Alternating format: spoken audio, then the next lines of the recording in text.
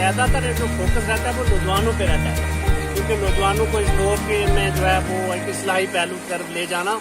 تو آپ کیا محسوس کرتے ہیں کہ آپ نوجوانوں کی کیا فیڈ بیک آ رہی ہے، آپ کیا سمجھتے ہیں؟ دیکھیے آج کے اس دور میں آپ جانتے ہیں کہ ہمارے 70 سے لے کر 35 سال کی عمر کے تقریباً 65% پاپولیشن ہماری انڈیا کی ہے. تو ہمیں فوکس کرنا چاہیے نوجوانوں پہ، اور نوجوانوں پہ ہم فوکس کریں گے کیونکہ یہ ہمارا فیوچر ہے. اور آج کی اس ڈیٹ میں آپ نے دیکھا ہوگا کہ سماج میں برائیاں بہت تیزی سے پھیل رہی ہیں، بہت زیادہ سوشل ایول ہماری سوسائٹی میں پینیٹریٹ کر رہے ہیں، ڈرگ آ رہی ہے یا اور کوئی ایسی برائی ہے جس کو ختم کرنے کے لیے ہم لوگوں کو جنگ لڑنے کی ضرورت ہے. تو اسی کو لے کے ہم لوگوں کا زیادہ فوکس نوجوانوں پہ رہتا ہے. اور ساتھ میں بچوں کو یہی کہتا ہوں کہ آپ کے ماں باپ ڈریم لیتے ہیں، یہ سپنا لیتے ہیں کہ ہمارا بچہ آنے والے وقت میں ایک بڑا افسر بنے گا، ایک بڑا انسان بنے گا، ایک بڑی شخصیت بنے گا. تو وہ کیسے کیا جا سکتا ہے؟ تو وہ چیز ہم لوگ بچوں کو کوشش کرتے ہیں، ان کی رسپانسبلٹی بچوں کو دکھانے کی کوشش کرتے ہیں. اور ہم ان سے کہتے ہیں کہ آپ ہمیشہ فنڈامنٹل رائٹس کی بات کرتے ہیں، تو میں کہتا ہوں نہیں، رائٹس کے ساتھ ساتھ میں فنڈامنٹل ڈیوٹیز کو بھی انڈرسٹینڈ کریے. اور میں نے ابھی کسی سے کہا تھا کہ بادام اور کاجو کھانے سے ہم کو عقل نہیں آنے والی، ہم کو ترقی نہیں ملنے والی، ہمارا دماغ نہیں کھلنے والا. ہمارا دماغ کھلے گا جب ہم اپنی رسپانسبلٹی کو انڈرسٹینڈ کریں گے، جب ہم اچھے لوگوں کے ساتھ ملیں گے، جب ہم لوگ کچھ لوگوں بزرگوں سے سیکھنے کی کوشش کریں گے، اور جب ہم دیکھیں گے کہ سماج میں برائی کون سی چیز ہے اور اس برائی کے خلاف ہم خود بھی آگے نکلیں گے اور ساتھ میں 10 لوگوں کو لے کے نکلیں گے. تو میرا ماننا یہی ہے کہ جب آپ نکلو گے آپ اکیلے ہوں گے، لیکن آپ کے ساتھ کاروان جڑتا رہے گا. جب آپ کسی مکان کو بنانے کی تیاری کرتے ہو تو ایک پتھر لگاتے ہو، پھر دوسرا، پھر تیسرا، پھر چوتھا، پھر بہت سارے پتھر جب جڑتے ہیں تو ایک دیوار بن جاتی ہے، اور جب بہت ساری دیواریں جڑتی ہیں تو ایک مکان بن جاتا ہے اور اس مکان میں آپ رہتے ہو. اسی طرح سے ہم کو کسی بھی کام کرنے کے لیے ہم یہ لے کے چلتے ہیں کہ نہیں، ہم کو آگے آنا ہے، اور جب ہم آگے آئیں گے اور اچھا کام ہوگا اور اللہ تعالیٰ کو اگر وہ کام پسند آئے گا تو لوگ بہت سارے جڑ جاتے ہیں اور اس میں مزہ آتا ہے. تو اس سے ہارڈ ورک ہے، بہت زیادہ محنت کرنی پڑتی ہے، اپوزیشن بھی ہوتی ہے، کرٹکس بھی ہیں، لیکن ہم نے کرٹکس کو ہمیشہ پازیٹیو لیتے ہیں اور کہتے ہیں کہ نہیں شاید ہم پہ ہی غلطی ہے اگر کوئی ہمیں کرٹیسائز کر رہا ہے. تو ہم کوشش کرتے ہیں کہ اس کو امپروو کیا جائے، اور آج اللہ کا کرم ہے کہ نوجوان بہت زیادہ ہمارے ساتھ ہیں.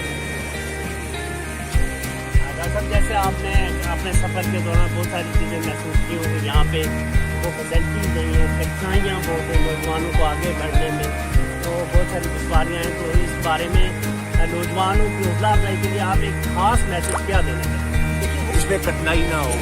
وہ کیا زندگی ہے جب آپ کو بیٹھے بیٹھائے کوئی چیز مل جائے اور اس کی کوئی آپ کو قدر بھی نہیں ہوتی، کوئی ویلیو بھی نہیں ہوتی ہے. اور ویلیو اسی چیز کی ہے جو آپ ہارڈ ورک سے لیتے ہو، اور ہارڈ ورک کرنے والا زندگی میں کبھی بھی ناکامیاب نہیں ہو سکتا. میرا یہ ایمان ہے، میرا ماننا ہے، اور میں نے پریکٹیکلی زندگی میں دیکھا ہے.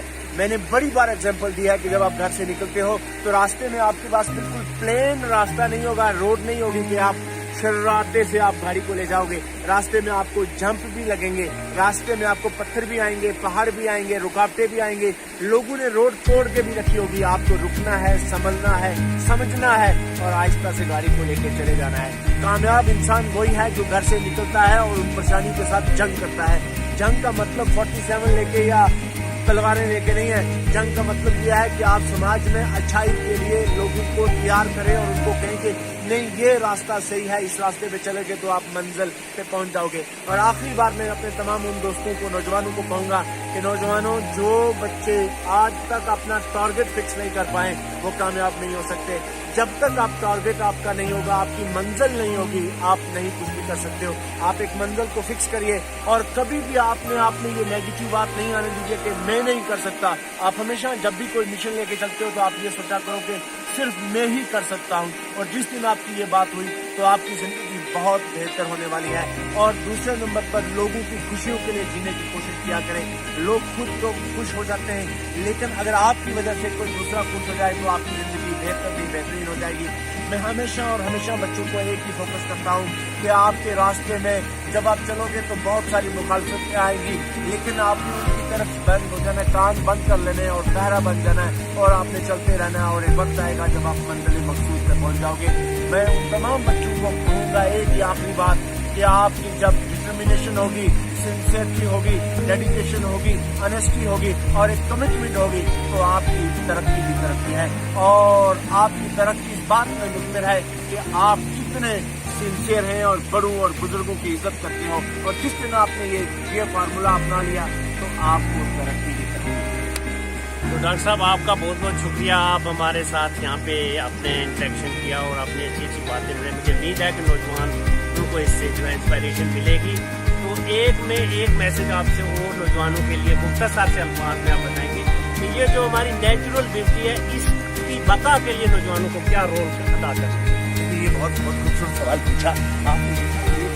आपके जंगल दिख रहा है, सामने आप देखेंगे तो खूबसूरत आसमान पे ना इस वक्त अबर है ना, और इधर आप देखें घास है, बहुत सारे पेड़ हैं। इधर बैक साइड में चले जाएं तो आपको बर्फ भी दिखेगी, और यहाँ आपको देखेंगे तो पानी आएगा, तरोताज़ा पानी आएगा।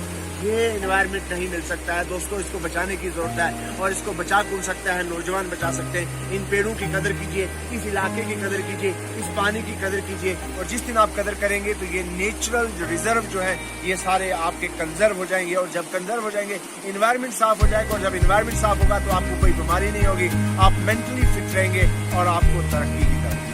तो डॉक्टर साहब आपका बहुत बहुत शुक्रिया।